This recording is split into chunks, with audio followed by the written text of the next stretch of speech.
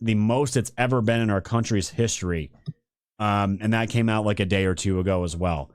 And I'd have to assume this is hard, and you shut down entire cities as far as crime is concerned. And wouldn't you know it, when you throw bad people in prison, dude, crime goes down. Isn't that crazy? Fucking crazy. It's amazing, dude. You shut the border, you bring out the National Guard, you allow good cops to be cops, you allow the FBI to actually go out and be the FBI again. Crazy. I mean, how many terror plots have they already thwarted this year? I'm willing to bet these aren't like the ones we've seen in the past where they made up some bullshit and then went and busted their own bullshit. Like they have allowed the police networks of this country to actually do their fucking job and stop focusing on just arresting patriots, going all the way back to J6. They allow these people to go out and do their actual job. Shutting down the border was like the in my opinion, the biggest part of it. The next biggest part of it was the deportation. And then once you got the border closed down and the deportations on track, you allowed the rest of the cops to be good cops. That's it, dude. That's it. And apparently in all that we had a disconnection, and I didn't even see it on my end. You went like hella robo for me for about maybe 45, 50 seconds. Yep. And I didn't know if it was me, so I told my wife to start disconnecting stuff from the internet. Nope. It's my shitty internet, guys. I apologize. It's nothing I can do about it until it gets fixed. It's been this whole area apparently, so it's just bullshit. But I appreciate all the gold pills coming in, guys. Just refresh it up. It's fine. Everyone's coming back. Thank you to Donnie again, my friend P Quest, the Cookie DK and on. Thank you, Spirit, for that ship. Dr. Sean with 3,200 gold pills says, okay, fine, we'll settle for a ship for Mustafa. Thank you, my friend. I appreciate that. We'll get that set up for you guys, and we'll have that played before we end out. So yeah, man, this is and the other big news, I guess, too. Trump is going to be meeting with Zelensky, guys, on Sunday. Big meeting with Zelensky on Sunday, and apparently 90% of that agreement is 90% of everything is agreed upon, but apparently there's uncertainty on signing documents. And this motherfucker, dude, is going to probably go in, try to play a little hardball, and I just don't see it happening anymore. And they're trying to. Well, the last thing I heard before we went live, Zelensky's calling or demanding a 60-day ceasefire before anything happens. And you know that to me, dude, the ceasefire things. Every time I hear a ceasefire, I kind of just roll my eyes. I'm like, does anyone ever really follow a ceasefire these days anymore? I feel like they don't, and I just feel like they should just sign something and just have this thing done. Just have it done. But again, I'm not the one negotiating wars between countries here. No, there's always some rogue jackass that breaks the ceasefire for whatever reason. Yeah, all it takes is one drone. You got a lot of. Dude, you got a lot of people that are involved in this whole Ukraine-Russia war thing. I mean, all of Europe is invested in this thing. The higher-ups at the EU, NATO's involved in this damn thing. There's a lot of money floating around with this thing. There's a lot of people's careers floating around with this thing. And, you know, Trump just wants to see the killing stop, but they're going to hold on to this as long as they possibly can. I mean, you had, what was his name? Mertz. From Germany, he was out there, but was like a week or so ago, basically saying that we must, for peace in Ukraine, continue to fund more weapons of war to Ukraine. Like, wait, what? So you're gonna send more weapons of war to Ukraine for peace in Ukraine? Okay, that makes sense. So they're all doing the same song and dance around it. They have to have this thing to keep going because that's how their gravy train, their money keeps flowing. That's how. We've known this, right? We've talked about the Ukraine conflict for the better part of, I mean, when was that? Was it 22 that Biden went in? Or not Biden, sorry. Well, may as well have been Biden. Yeah. Was it 22 that Putin invaded Ukraine? So we've been talking about this for 3 fucking years now. I was in Nashville when this whole thing kicked off. That's what I remember. Just getting into settlement in Nashville. So that's, for me, that's a long time. It's a long fucking time these countries have been at each other's throats. Yeah. So it's time. It's time to wrap this shit up. It's gotta give. Like I don't care either side at this point. You gotta get on board. You gotta get this thing over with. And honestly, just the sooner you get it done, the sooner, in my opinion, the United States and Russia can start doing a lot of serious business. And you know, speaking of United States and Russia. They were talking about the Russian subs off of Greenland, so it sounds like we're making an attempt to go after Greenland again, which is kind of neat. Yeah, the whole thing is like it's they it seems like this sector of the world, like our backyard, they want that they want that shit on lock now. They want to bring Russia in as a partner, as an ally, probably China, probably India as well. I'm not really too sure about China. China is like I never know what China do. They're always playing fucking games. So I think Russia. That's why I think China can go fuck themselves. Dude, that's the thing. I can never trust China. Do I think Putin would actually commit and be an ally of Trump after this whole thing is over? I really do. We see their business people over X all the time begging for this peace deal to finally go through so we can start doing business again. And they all want to. They literally, because they know they're going to all make each other rich. So it's fucking ridiculous. And one thing I'll say with Tucker Carlson, he said as recent, and he basically said, like, I could not think of a better ally than Russia. As far as the land, the resources, if you need military help, whatever, it would be Russia. It's just a no-brainer, dude, because I don't know if you've been listening to JD Vance as of late. He has basically been saying, like, it could only be 2 decades before we cannot be allies with like the UK anymore. Just Europe in general. Because of demographic changes. They are literally letting them get eaten alive. Europe anymore. It's not even exactly, dude. It's going to be fucking Islamabad. That's what it's going to be. It's gonna be Muslims all over the place, Islam for everyone, and that's the type of thing that I've been really saying on the show. Like, some people want to talk about the Jews all the time. I don't see Jews making entire villages, entire cities throughout the country and demanding that we had to bend the knee to their religion. Not one bit. So and we've gotten these recent attacks as well. They're not been Jews; they have been Muzzies. Let's just be honest. That's what it's been. So if that's where things end up going, then that's where things end up going. But like, I'm always cognizant of, like, is this really an enemy, or is this an enemy that they want us to be so obsessed with that we're not seeing the full picture? I'm always like playing that game in my head. Especially after 9/11, when they want it to be an enemy, and it's a friend when they want it to be a friend. Look at how they've used that entire region for decades. I mean, it's going back to, who's fighting who? How do you know who's who half the time? Who did we fund? Who were we funding? Who were we fighting with? Were we funding the same people we were fighting with at one point in time? Probably. Yeah. And here's the thing with, is it the Muzzies? Is it the Jews? Is it the, whoever? Dude, the whole thing, people oversimplify it because it's real easy to get people en masse to fall behind a banner of simplicity. So if you take all the world's problems and say it's the Muslims and you can blame them for everything, a lot of people with a lot of problems are going to fall behind that banner going, you know what? They caused this, this, and this. So yeah, I'm going to start blaming them for everything. Same with the Jews, right? They do it over there with the Christians, right? Same thing. It's real easy to oversimplify everything. So it's not that simple. But if you were to look at the grand scheme of things, what is the problem that we're having right now? Well, you're seeing however it happened, however it was allowed to happen, however it was forced to happen, you're seeing a large migration of Muslims, Islam, whatever you want to call it, Arabs, whoever you want to call them, right? From that sector of the world that have migrated, infiltrated all of Europe.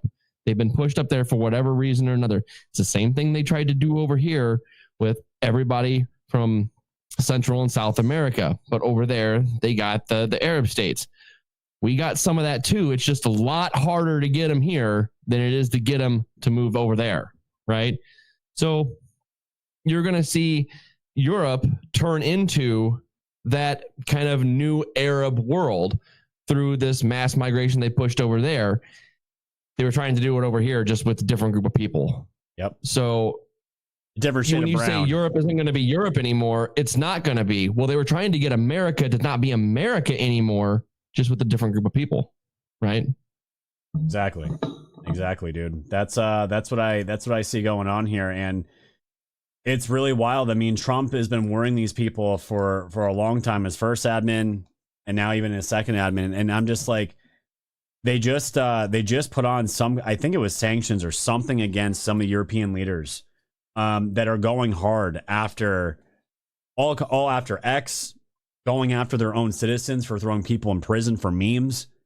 I just I'm like, what kind of fucking world is that turning into, and how are they were trying to do it here allowed? too? They were, dude. They were, but it's like it feels like over there they've really succeeded. They've really actually succeeded. They don't have the Constitution backing them up, so they're kind of fucked. And you can see they've been trying to chip away at the Constitution, but it was such a solid document that it's very, very hard to remove those rights, right? The way they've been able to get around some of those constitutional rights that we were, given upon the founding, obscure them, skirt over them, write new rules and regulations to go above and beyond it. When it comes to taking away a person's rights, you can't actually do that in any sort of easy form. So over there, they don't have that. So you don't have that assimilation into their culture over there. You have the silencing of people that are outright voices against it.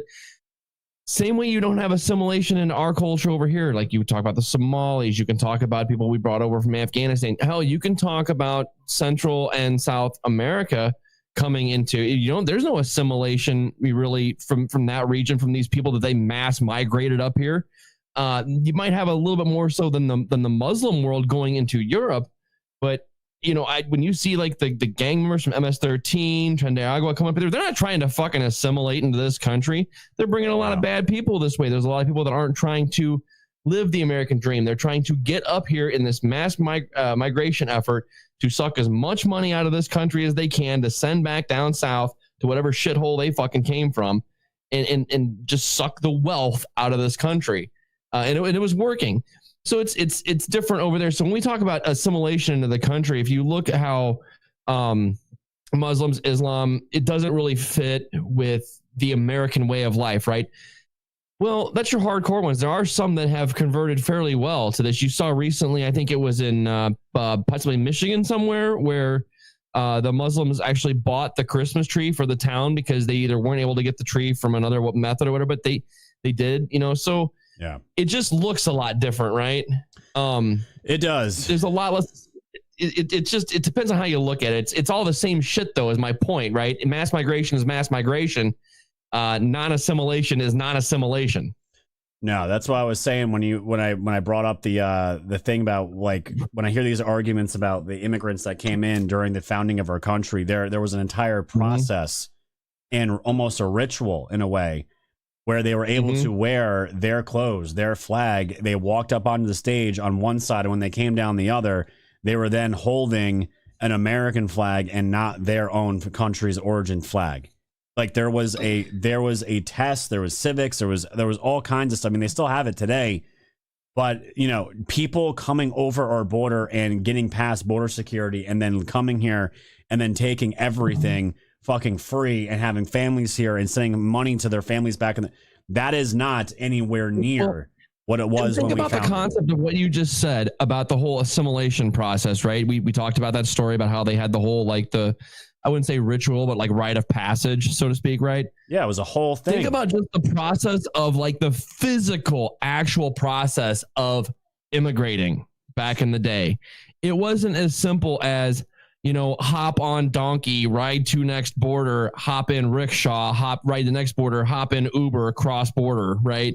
You couldn't do it in a couple day process. You had to literally, like a lot of people that immigrated here in the first wave of immigration to America, how long did that take by sea to get here? How much did you either have to save to do it, or what did you have to do to get on one of those ocean liners to get here? What kind of conditions did you have to live in for, possibly weeks at a time just to get over to this country? There wasn't a lot of necessarily immigration to America from Central and Southern America at the time. They were still doing their own thing. We had a big wave of Europeans coming over. Took them a lot longer to get here. So there was a lot more purpose behind it rather than just, I'm going to just, hop across the border. Now, granted, I know there's this people that paid coyotes and whatnot to get across the border. It's like $10,000 sometimes, or they got to work it off when they get here. But with Biden and Obama, they opened up the border and were bringing them across on top of train cars. I mean, for fuck's sake, dude. Yeah. It's a completely different, the whole thing is different now. It takes a lot less time. And with a lot less time comes a lot more ease and a lot less purpose. Right. No, it's totally different now. And like the one thing why I've been warning the blame everything on the Jews crowd, the broader conversation about how this is affecting our politics and what I see going in 2026, 2028. I've been watching some of the AmFest, been watching like the vacuum fill with like after Charlie's died and all that stuff. Haven't been really impressed with it, but they're going to TPUSA is going to do what they're going to do. They Erica literally endorsed what's his face the other day with JD Vance, and I'm seeing a lot of the younger people. Dude, every time I think of Vance, I don't even think of his face. It's the meme. It's JD Vance, the meme, dude. The fat curly hair JD Vance. Like and I'm like, who the fuck is that guy? Like that's what JD Vance has turned into, and he's embraced it. He did it again the other day, where he was a picture of him doing the carrying the log with the seals, right? And then he said, "Oh wait, I fixed it." And then he memed his own face of him carrying the damn log with the fucking seals, dude. Like, so what I'm seeing is this weird kind of divide that I think if you get away from the Jew stuff, you call the Jews out all the time, like you're one of us, but in a certain section of under MAGA. And I don't know his name. He hosts a really popular podcast. He's a brown guy. He was with Jack Pasabic, just the other day at AmFest, and this guy was wearing a Cookie Monster shirt with cookies going into an oven, basically kind of mocking the Holocaust, right? Is it Raheem Kassam? No, not him. It's another guy. I can find it here in just a moment. What I see here, though, because Mark Levin was calling this shit out, and let me just put it up here real quick. Hold on. Let me see if I can find it, because he blocked Mark Levin's gonna pop a blood vessel, bro. No, he is, but I do see this weird kind of thing happening, and I anything that's like going to try to hurt MAGA, like I'm like, fuck this, you're not gonna do it. Here it is, this guy right here. Let me pull this up for the fam so they could see this. And let me share this with you, dude, so you can see this. This is the type of stuff that I'm seeing here, because JD Vance is uber popular. The young generation loves him.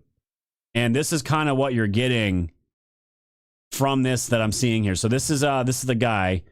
Jack Pasabic's brother has been camped in my replies, pretending this is attack. Okay, let's see.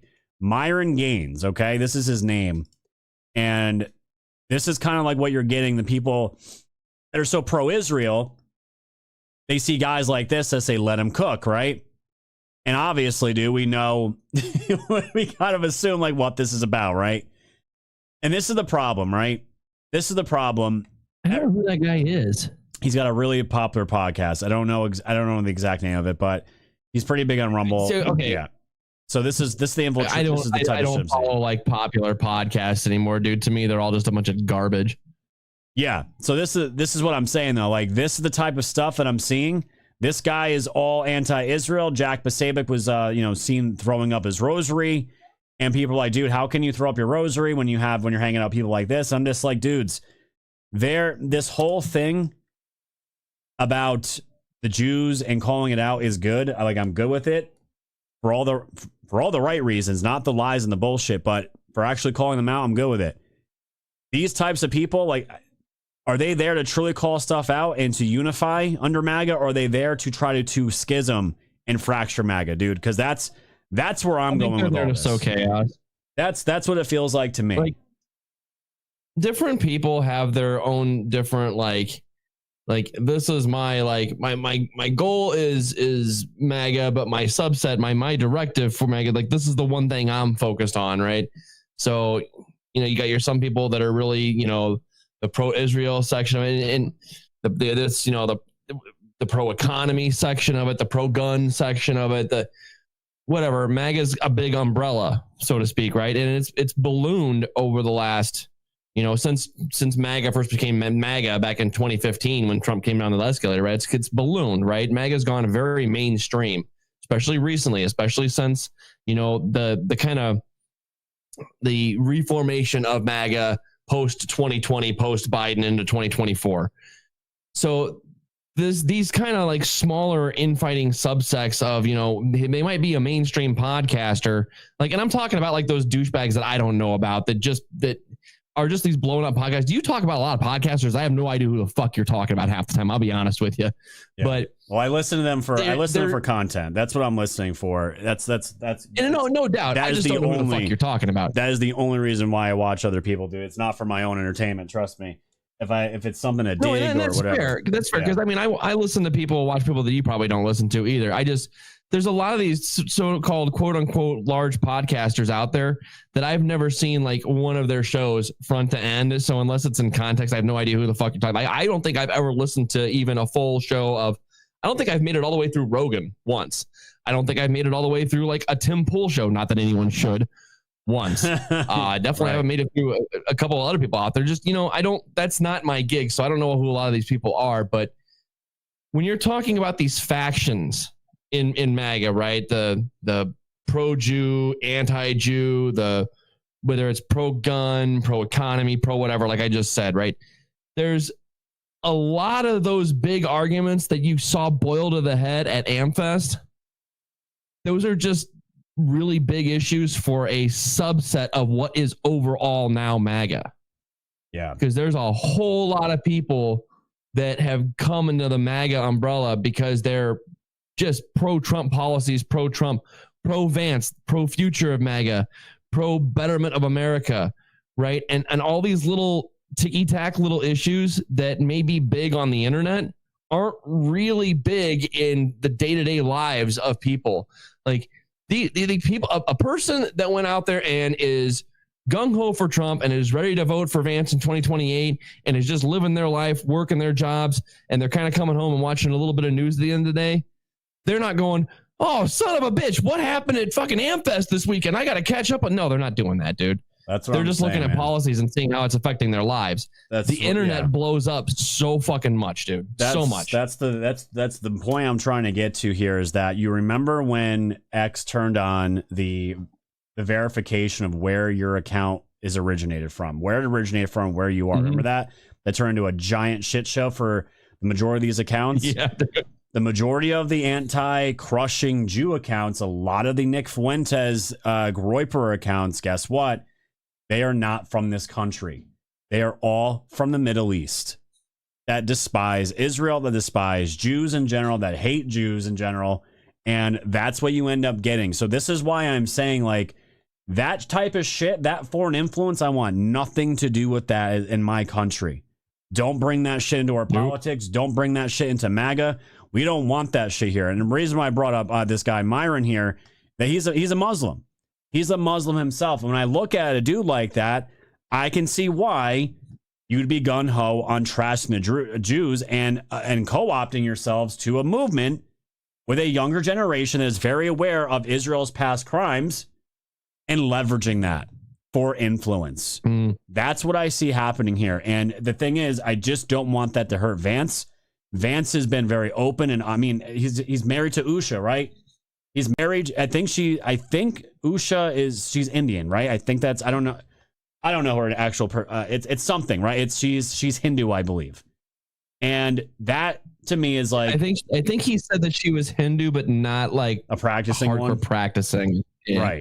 Right. And the thing is, like, I can see these fucking leeches and cockroaches trying to fracture what could be 2028 with Vance with this type of rhetoric and conversations about the Jew stuff and America first. And to me, it's just so obvious. That is the one thing I will say, to go back to my previous kind of rant.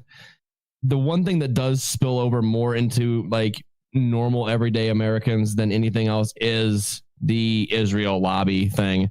There's a lot of the younger generation that is kind of sick of seeing how much money we give to Israel. Well, dude, they don't have anything. They're kind of onto that whole thing. But that doesn't necessarily mean they fall into the pro-Palestine crowd either. It's something that has gone more noticed above and beyond. What I'm saying is the arguments within that subsect of MAGA that follows these, podcasters and the internet and everything so super closely daily. Yeah. Those little spats, that stuff doesn't spill over in the day-to-day life. But that pro-Israel thing, that does penetrate.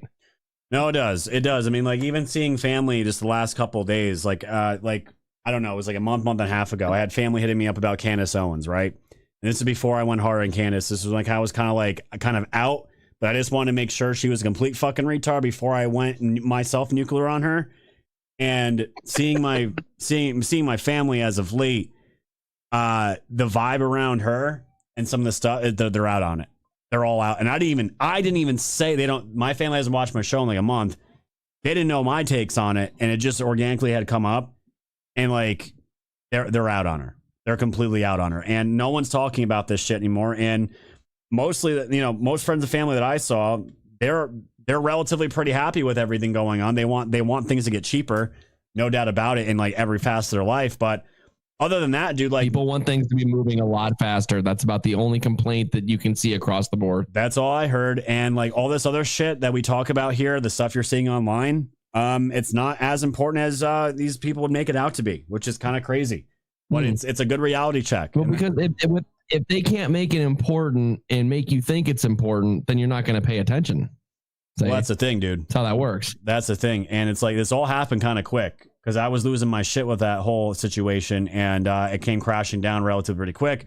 Candace met Erica, and that seems to be kind of like that blew the momentum out of Candace's train, and I'm seeing that effects now in real life, and people are completely tuned the fuck out now, and they just, Your audience flipped their shit on her, dude. It was pretty funny too. Oh, dude. I mean, that was a little epic, little 2-3 weeks. But either way, man, it's things are looking good. And even Joe Biden. Did you see Joe Biden's Christmas picture? They even put him in the back. Oh God, dude, it's shoved in the back. Yeah. If that's even real, like, dude, I don't even know if this is real. This could be Photoshop for all we know, right? Like, look at this shit. This is crazy. He's a fucking. It kills me to say this, but he is a quote former president. Anytime that Joe Biden in text. Joe Biden president, it should have an asterisk next to it for all time. Because to even say that, do we know this motherfucker? He was not the president. Was not the fucking president. And here's his family photo that was taken on Christmas Eve. And he's shoved behind Jill and his family. And next to Hunter, who, by the way, Hunter just, I'm sure you saw the clips, dude. I don't know what Sean Ryan's doing, but that Hunter interview, it was slightly entertaining, but it was mostly dog shit. It was shit. I don't know how you can trust a word that comes out of Hunter's mouth, like anything. You can't. And going back to that picture there for a second, I mean, some people could make the excuse of, back in the day, right? You had those family photos where one person was kind of slightly out of place or whatnot. And that was back in the day when you had the timed cameras and, the dad would be setting up the tripod ahead of things and setting the timer on the camera and then running and trying to get into place. This is the Bidens. It wasn't even like someone taking a photo with their cell phone. This was probably a professional photographer they had in there taking a photo for this thing. For sure. So someone was like, "Oh, do we look great?" And the photographer's like, "Yeah, perfect. Just stay right there. Yeah, perfect. Just don't slobber, Joe. Don't fucking fall over, please. All right, quick, take it. Yep, we're good. Okay, put Joe back to bed." That's essentially, and even Hillary Clinton was getting on the fun with her "Merry Christmas from our family to yours." I'm just like, Jesus. That dude, there's a devil living somewhere in that woman, dude. Oh my God. And when you know it, Cage, what'd she do? The comments were off. So anytime she posts anything, she just gets absolutely destroyed. Dude, she is the devil. She is the literal devil for so many people in politics, just in general, dude. Like, if it's, do you know anyone that likes it? Like, I don't know, even Dem. I don't know a single Dem that likes Hillary. It's that bad. No, nobody likes Hillary, including Bill. Yeah, I can't imagine Bill has to go home to that every day. Like, I'm sure he wished he could just end himself on that island like he could have back then. My God. So just hung myself in my prime. Dude, for real. And like you had mentioned election stuff, right? Trump's been really bringing this up. I just want to bring this here, guys, before we get into Somaliland and we bring everyone over to Pilled. This is pretty good news and a good indication of where things are going. An ex-FBI agent says that Bondi has a slam dunk conspiracy case against Obama's feds for election meddling. This came out on December 20th, 6 days ago, but a retired FBI agent who assembled a major crime case for years says Attorney General Pam Bondi has a slam dunk conspiracy case, prosecute former federal agents and prosecutors for election meddling, relentlessly pursuing Donald Trump for political purposes while protecting prominent Democrats like Hillary in the face of damning evidence. So Jonathan Gillian, a retired FBI agent and Navy SEAL, told Just the News No Noise television show that Trump should. How do we know that name? Yeah, he sound very familiar. What do I know that name? Not sure. It's going to bog me now. Okay, continue. Carry on. Here, read. Show that Trump should name a justice czar to coordinate both prosecutions and policy fixes after documents turned over to Congress by Bondi and FBI Director Kash Patel show that FBI agents were repeatedly thwarted from pursuing corruption allegations against Clinton and her family foundation. So this is going into a lot of the Clinton stuff. I don't think, and don't forget, you have grand juries happening all over the country. One in Florida in particular, we know Brennan now is definitely a target. And I don't know what's going to happen with Comey, dude. I'm not really sure at this point. It seems like Letitia James is going to get off. Whatever is what it is. I'm not happy about it. But, you know, if there was going to be anyone I want to bring down, dude, it's Brennan, it's Obama, it's anyone that top tier that did what they did and propagandized the entire ultimately, country. I don't give a fuck about Tiff James. She can just fade into oblivion for all I give a shit. Right, because she won't be anyone as soon as she's out of a job, hopefully. But, yeah, Brennan, dude. She's not anyone now. No. But I want Brennan, dude. I want Brennan. I want Comey. I want all those fuckers to go down. John Bolton's fucked. It's just going to take time for that court case to get down. But Bolton's not going anywhere. And I really hope, dude, that these things really pick up next year because it was part of the promise, right? To hold these people accountable. This was all part of it. So, well, I think they're going to. I mean, I don't feel like Trump is going to be willing to let his career go with having a, you know, that one blemish on there. He's going to want a perfect 3-0 record. He's going to want to hold that shit down for sure. Having that, you know, 2-1, it's not going to sit. So he's going to go after this because he wants to make his case that he won 2020. And I believe the American people deserve to know that too. And you know, he said in that post, kind of related to obviously the Epstein stuff, this may be your very last Merry Christmas. Well, that came in the middle of a whole bunch of posts about election fraud. And that election fraud, man, oh man, did that tie to everything. How much was involved with that election fraud? The whole gang of people, right? It goes all the way back. It's been a complete and utter coup attempt against Trump since way back in the very beginning. It just kept like kind of moving their own goalpost as to how they were going to attempt to get Trump every fucking time. Remember, the walls are closing in over and over and over again. Yeah. So sure. I don't think he's going to be willing to let this go. It's going to be interesting to see where it takes off to. I mean, every time, you know, they try something now, we got a federal judge that comes out and blocks absolutely everything that they do. They're even blocking, Robert Kennedy through the food dye shit now, for fuck's sake. So there's going to be a federal judge that comes out and blocks whatever they do. But Trump is going to get to the bottom of this election thing one way or another. He's going to make sure America knows the truth about what happened. Yeah, and I think he's got that ready to go. I think it's all ready to go, and I can't wait for it. I can't wait for it to pop off. Guys, we're gonna bring everyone over to pill.net right now. We're gonna get into Somaliland out in Minnesota with Nick Fleury here and what he's exposing. This shit is crazy. He's actually going from daycare to daycare to health facility and filming and asking questions, and a lot of very angry Somalians. And guess what, guys? What surprise, surprise? There's no children anywhere. So if you guys can, over on Rumble, Kick, X, all those other platforms that are on right now, YouTube, thank you for being out there. We need to move everyone over to pill.net right now. Please move over. We'll be over there for the rest of the show, as we always do for the remainder of the show, exclusively on pill.net. That's my main home. That's the only reason why I'm still able to do this full time. So please go over there, support us over on pill.net. We'll see you guys over there. If not, enjoy your weekends, guys. Goodbye. All right.